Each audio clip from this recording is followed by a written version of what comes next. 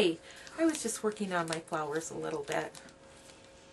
I hope the bunnies don't get a hold of these. I'll be pretty upset. Well, how are you doing? I cannot believe that we are getting ready to start Module 5. The last couple of weeks you've been really busy researching and hopefully learning a lot about some of the specific learning disabilities or exceptionalities that we come across in the general education classroom. I want to thank all of the special education teachers and those of you who have had a lot of experience in all the great ways that you are supporting each other on discussion board. I have really learned a lot from all of you. So, you just completed your video with your collaborative group, and Monday we are going to see each other at the face-to-face meeting. Don't forget, we're going to meet in the computer lab on the first floor in technology. I believe it's room number 107. And we are going to get ready to go into Module 5, where you are going to have the opportunity to work in a new collaborative group. But before we get very far on that, I just realized I have a little story I'd like to tell you. You saw me working with my roses a little bit, and you know, I'm getting all ready for my next rabbit or bunny invasion. So I have a little story to tell you about a rabbit. And I'm going to do a little bit of reading to you. Imagine there is a meadow. In that meadow there is a duck, a fish, an eagle, an owl, a squirrel, and a rabbit. They decide they want to have a school so they can be smart, just like people. With the help of some grown-up animals, they come up with a curriculum they believe will make a well-rounded animal.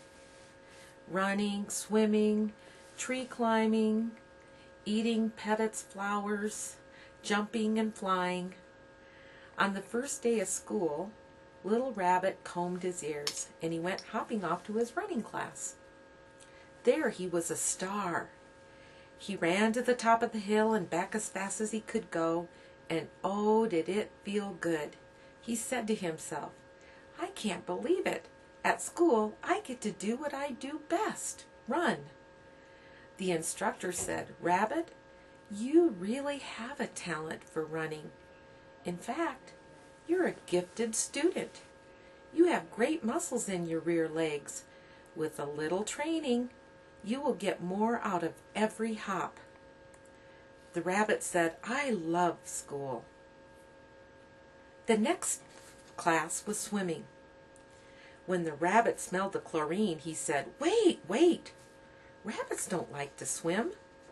The instructor said, "Well, you may not like it now, but 5 years from now you'll know it was a good thing for you to learn to make you a well-rounded animal." In the tree climbing class, a tree trunk was set up at a 30-degree angle so that all animals had a chance to succeed. There was tiering, there was mixed ability grouping, and there were accommodations. The little rabbit tried so hard, he hurt his leg. In jumping class, the rabbit got along just fine. In flying class, he had a problem. In fact, he was on the third step of the RTI program. So the teacher gave him a test and discovered he belonged in remedial flying class. In remedial flying class, the rabbit had to practice jumping off a cliff. They told him if he'd just work hard enough, if he would just practice enough, he could succeed. The next morning, he went on to swimming class.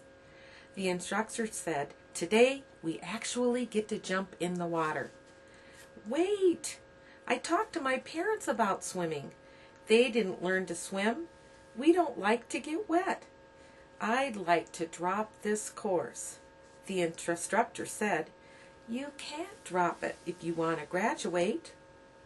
At this point, you have a choice.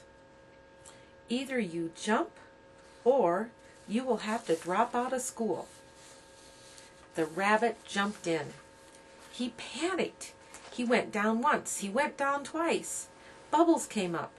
The instructor saw he was drowning and pulled him out.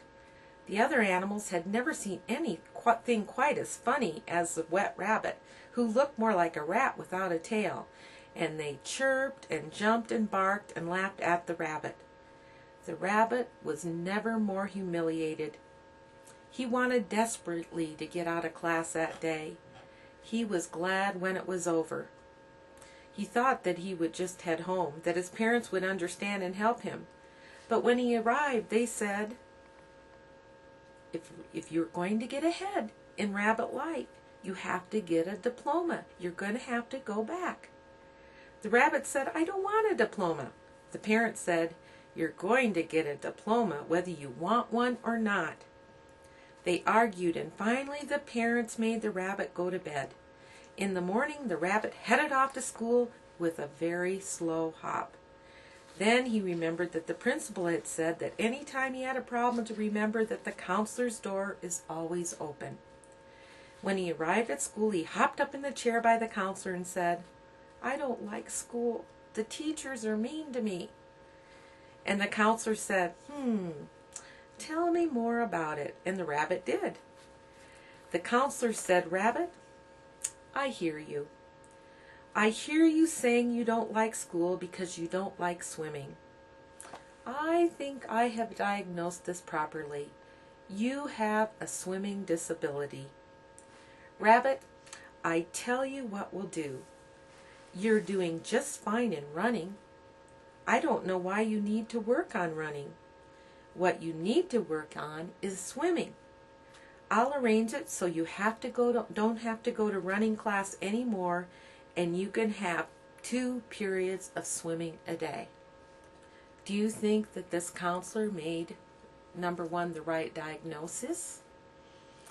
Or do you believe that adding 2 periods of swimming is going to be a benefit to Rabbit, and that he'll be more motivated and learn to love school even more? Well, I heard via grapevine that he was assigned a full-time para, and that they registered him for a double dose of the Dribbles program and the Success Swim for All program, and that he's actually having some behavior problems in school. How could the counselor have handled this planning maybe a little differently, so that they could have taken what Rabbit was good at and exemplified that and worked it in with what he wasn't good at? Well, let's go on to the objectives in Module 5. Number 1, participants will teach students within the scope of their legal responsibilities and identify when and how to access appropriate services and resources for students with exceptional needs. 2, participants will treat all students equally and fairly. And 3, participants will establish learning environments that do not tolerate ability, racial, ethnic, or gender biases. I am really excited about the learning opportunities that you're going to have in this module these next 2 weeks.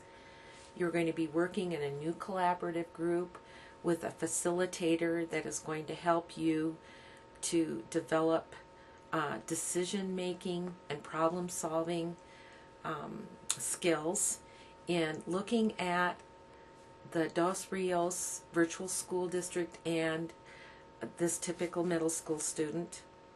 I hope you have fun with what you're going to learn.